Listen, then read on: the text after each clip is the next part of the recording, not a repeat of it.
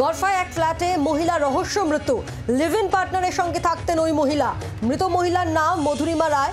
Live in পার্টনারকে জিজ্ঞাসাবাদ পুলিশের। ইতিমধ্যে মৃতদেহ ময়নাতদন্তের জন্য পাঠানো হয়েছে। অর্ধনগ্ন অবস্থায় মাটিতে পড়েছিল দেহ। ফ্ল্যাটটি ইতিমধ্যে পুলিশের তরফ থেকে সিল করা হয়েছে। গড়ফা থেকে এই মুহূর্তে সরাসরি নজর রাখতে হচ্ছে। দেবব্রত এই মুহূর্তে আমাদের সঙ্গে রয়েছেন, আমাদের প্রতিনিধি সেখান থেকে সরাসরি। দেবব্রত, এখনো পর্যন্ত পুলিশ সূত্রে কি খবর পাওয়া যাচ্ছে?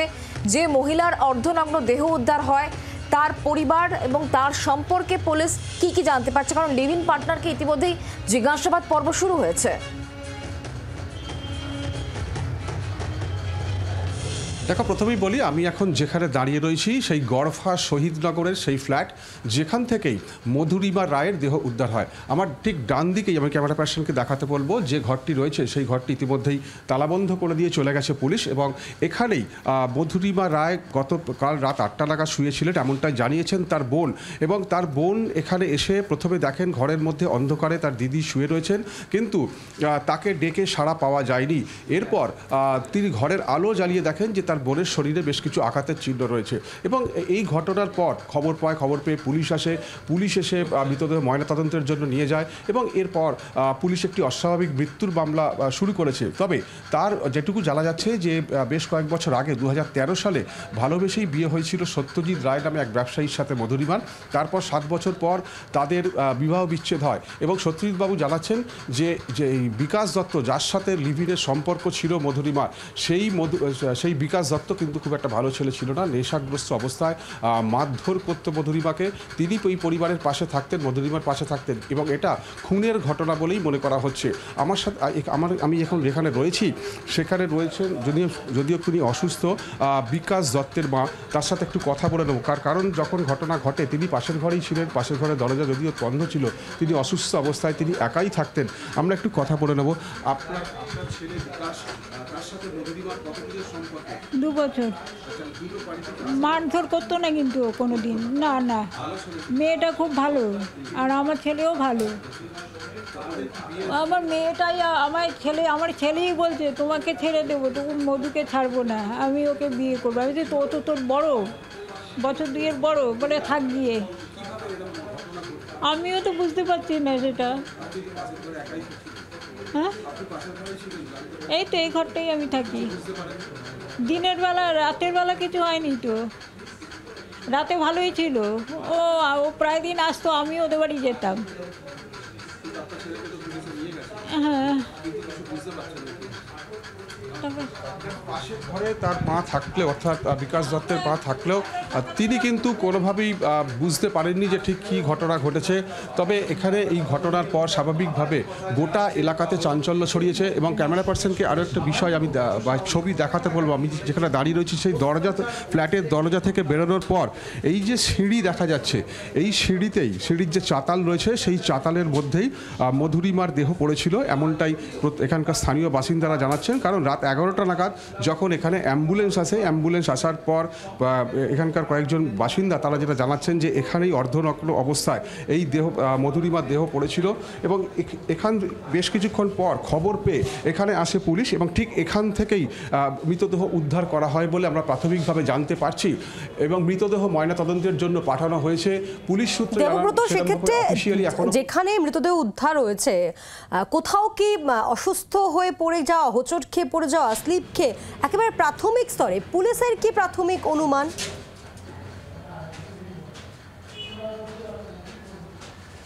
দেখো, প্রাথমিকভাবে পুলিশ যেটুকু বিষয় জানতে পারছে বা এখানে প্রত্যক্ষদর্শী যারা, তারা যেটা জানাচ্ছেন যে অর্ধনগ্ন অবস্থায় এই দেহ পাওয়া গিয়েছে। এবং মধুরিমা রায়ের বোন তিনি যেটা জানান যে গত রাতে তিনি যখন দিদিকে প্রসাদ দিতে এসেছিলেন, তখন তিনি দেখতে পান যে তার দিদি অন্ধকারের মধ্যেই শুয়ে রয়েছে। এরপর ঘরের আলো জ্বালিয়ে তিনি দেখেন যে তার শরীরে মাথায় বেশ কয়েকটা আঘাতের চিহ্ন রয়েছে। এই সমস্ত বিষয়গুলি ভাবিয়ে তুলছে পুলিশকে, এবং যথেষ্ট গুরুত্ব সহকারে এই তদন্ত করছে গড়ফা থানার পুলিশের তদন্তকারী আধিকারিকরা। তবে মৃতদেহ ময়না তদন্তের পর রিপোর্ট কি আসে সেটাই এখন দেখার। এবং তবে মধুরিমার পরিবারের লোকজন তারা যেটা জানাচ্ছেন যে এখনও পর্যন্ত বিকাশ দত্তকে তারা কিন্তু সন্দেহের তালিকায় রাখছেন না, কারণ এখনও পর্যন্ত সে ধরনের কোনো অভিযোগ তাদের কাছে নেই, বা তার বোনকে মারধর করা হয়েছে বা অন্য কিছু করা হয়েছে এমন অভিযোগ কিন্তু নেই। তারাও ময়না তদন্তের রিপোর্টের জন্যই তারা অপেক্ষা করছেন। পাশাপাশি যেটা জানা যাচ্ছে, যেটা আমি কিছুক্ষণ আগেও বলছিলাম, যে 2013 সালে সত্যজিৎ রায় নামে এক ব্যবসায়ীর সাথে বিবাহ হয় মধুরিমার, এবং তারপর 7 বছর পরে তাদের বিবাহ বিচ্ছেদ হয়। এবং সত্যজিৎ বাবু আজকে তিনি থানাতে এসেছিলেন এবং তিনি যেটা জানাচ্ছেন যে এই বিকাশ দত্তের বিরুদ্ধেই তিনি অভিযোগ করছেন। ঠিক এই জায়গা থেকে মহিলার প্রাক্তন স্বামী সত্যজিৎ রায় তিনি ঠিক কি অভিযোগ করছেন একবার শুনবো, সঙ্গে থাকুন। আমি ওর এক্স হাজব্যান্ড। আমি অনেকবার ছেলেটাকে ওখানে দেখেছি অন স্পটে। ছেলেটা মিসবিহেভ করতো ওর সঙ্গে, মারতো আমি দেখেছি অনেকবারই আমার সামনে। তার মধ্যে আমি একবার রিয়াক্ট করেছিলাম, ঠিক আছে। তো ছেলেটা একটু মেন্টাল অ্যাসাইলমেন্ট ছিল ফার্স্ট অফ, ছেলেটা ডিস্টার্বও আছে মেন্টালি। আর এই বাড়ি থেকে ও সুস্থ অবস্থায় গেছিলো, ও নিজে পায়ে হেঁটে গেছিলো বাড়িতে, ও বাড়ি থেকে ডেড বডি বেরিয়েছে। Obviously something has happened over there. এমনি নিতে কেউ সুস্থ একটা 36 বছরের মেয়ে পড়ে যেতে পারে না। আর আমার মনে হয় এটা খুন ছাড়া কিছু না। প্রাক্তন স্বামীর বক্তব্য শুনলেন। এবার মধুরিমা, যার দেহ উদ্ধার হয়েছে, যাকে কেন্দ্র করে চাঞ্চল্য সৃষ্টি হয়েছে, তার বন্ধু ঠিক কি জানাচ্ছেন শোনাবো। গুড্ডি বিকাশ রায়, ওর সাথে ভালো রিলেশন ছিল। কালকে আমি প্রসাদ নিয়ে গেছি, প্রসাদ খাইয়েছি, বোন তখন ঘুমাচ্ছিল। আমি বোনের মুখটাও দেখিনি। আমি বললাম, গুড্ডি ওকে ডাকছিল, মানে বিকাশ রায় ওকে ডাকছিল। আমি বললাম ওকে ঘুমাতে দে। কাকিমাকে খাইছি, মানে গুডির মাকে। না, আমি গেছি, দরজা খুলে দিয়েছে। আমি জানি ও ঘুমাচ্ছে। এবার আমি সত্যিই জানি না কি হয়েছে না হয়েছে, কিন্তু আমি দেখেছি মাথায় একেবারে রক্তের স্পট, হাতের স্পট, গালের স্পট, মানে মারামারি এরকম কিছু একটা হয়েছে আমি আন্দাজ পেয়েছি। আমি আবার বোরোলিং লাগিয়ে দিয়েছি। মধুরিমার বন্ধু তিনি ইঙ্গিত করছেন যে মারামারি হয়েছে, তিনি সে আঘাতের চিহ্নও দেখেছেন। যদিও মধুরিমা পার্টনার, তার যিনি মা, তিনি বলছেন যে না, একেবারেই মারামারি এই ধরনের কিছু হয়নি। প্রতিবেশী তিনি ঠিক কি বলছেন, তিনি কিছু শুনেছিলেন, কোনো চিৎকার, কোনো আওয়াজ, কি দাবি তার, একবার শুনুন। 11:32 একটা অ্যাম্বুলেন্স এসে দাঁড়ালো। হ্যাঁ, আমি বাড়ি ঢুকছিলাম। আমি তখন অ্যাম্বুলেন্স দেখে আমি ভাবলাম কেউ অসুস্থ হয়ে গেছে বোধ হয়, হ্যাঁ পাড়ারই কেউ, তাকে হয়তো নিয়ে যাবে। তাই এসে দেখতে পাই যে অ্যাম্বুলেন্সওয়ালা যখন গেল, গিয়ে দেখতে পাচ্ছি যে একটা মেয়ে ল্যান্ডিংয়ে পড়ে রয়েছে, অর্ধনগ্ন। না, আমি চিনি না। আমি এই ফার্স্ট টাইম, যার জন্য আমি মুখ দেখেও চিনতে পারিনি। এই তো 2-7 শহীদনগর। হ্যাঁ, ওর বিকাশ দত্ত ওর ফার্স্ট ফ্লোরে থাকে, ওর সিঁড়ির ল্যান্ডিংয়ে উঠে যে ল্যান্ডিংটার মধ্যে মেয়েটা টান হয়ে শোয়া, একটু বডিটা কাজ করা, মেয়েটি মারা গেছে। স্বাভাবিক ঘটনা না, অস্বাভাবিক ঘটনা। তো সবে এটা পুলিশকে জানানো উচিত। একের পর এক বক্তব্য উঠে আসছে। আপনাদেরকে জানাচ্ছিলাম যে লিভ ইন পার্টনার, তাকে ইতিমধ্যে জিজ্ঞাসাবাদ করা হচ্ছে ঠিকই, কিন্তু তাকে সন্দেহের তালিকায় এই মুহূর্তে কিন্তু পুলিশের তরফ থেকে রাখা হচ্ছে না।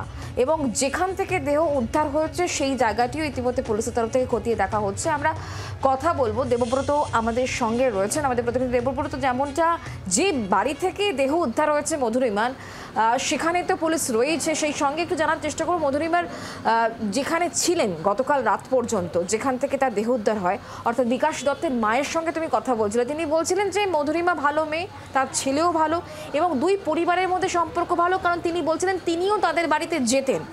মধুরিমার পরিবারের তরফ থেকে কিছু কি বলা হচ্ছে, কোনো সন্দেহজনক কোনো তথ্য কি তারা পুলিশকে দিতে পারছেন? দেখো এখনো পর্যন্ত মধুরিমার ভাই বা বোন তারাও থানাতে উপস্থিত ছিলেন, কিছুক্ষণ আগে আমরা দেখেছি, কিন্তু তারা এখনো পর্যন্ত কিন্তু কোনো অভিযোগ করেননি এবং তারা লিখিতভাবেও কোনো অভিযোগ করেননি। তারা এই বিকাশ দত্তের বিরুদ্ধে এখনো পর্যন্ত কোনো রকম তারা অভিযোগ করছেন না। তারা জানাচ্ছেন যে ময়না তদন্তের রিপোর্টের পরই পুরো বিষয়টি জানা যাবে এবং তখন তারা এই বিষয়টা নিয়ে ভাবনা চিন্তা করবেন। তবে ইতিমধ্যেই আমরা যেটুকু জানতে পারছি যে গড়ফা থানার পুলিশ এই বিকাশ দত্তকে জিজ্ঞাসাবাদ করছে। কতগুলো বিষয় উঠে আসছে, যেটা হচ্ছে এখানে মধুরিমার বোন যখন গত রাতে এসেছিলেন তিনি দেখেছেন যে তার দিদির মাথায় আঘাতের চিহ্ন রয়েছে, রক্তের স্পট রয়েছে, হাতে আঘাত রয়েছে এবং পাশাপাশি প্রত্যক্ষদর্শীরা জানাচ্ছেন আমি যেখানে ঠিক দাঁড়িয়ে রয়েছি সেই সিঁড়ির চাতালে তার অর্ধনগ্ন দেহ পাওয়া যায়। রাত্রি 11:30 নাগাদ যখন অ্যাম্বুলেন্স আসেন তখনই একজন প্রত্যক্ষদর্শী এখানে আসেন, স্থানীয় বাসিন্দা, তিনি এসে দেখেন যে এই সিঁড়ির চাতালেই সেখানে তার দেহ শোয়ানো রয়েছে এবং তারপরেই পুরো বিষয়টি অস্বাভাবিক মনে হয় এবং সে কারণেই পুলিশে খবর দেওয়া হয় এবং এই যে অস্বাভাবিক বিষয়গুলো সামনে উঠে আসছে তা নিয়ে কিন্তু রহস্য দানা বাঁধছে এবং পুলিশ এই যে বিষয়গুলো গুরুত্ব সহকারে দেখছে এবং পাশাপাশি ময়না তদন্তের রিপোর্টের ওপরই ভিত্তি করে এই ঘটনার অগ্রগতি হবে এমনটাই জানা যাচ্ছে।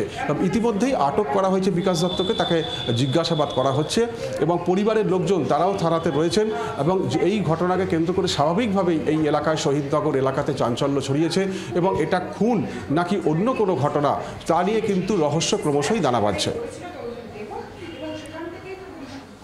ধন্যবাদ। অর্থাৎ এই পুরো ঘটনা তদন্ত করে দেখছেন তদন্তকারী অফিসাররা, খুন নাকি অন্য কোনো কারণে মৃত্যু, এই যাবতীয় বিষয় খতিয়ে দেখা হচ্ছে। বাংলার আওয়াজ, বাঙালির আবেগ, জি 24 ঘন্টা।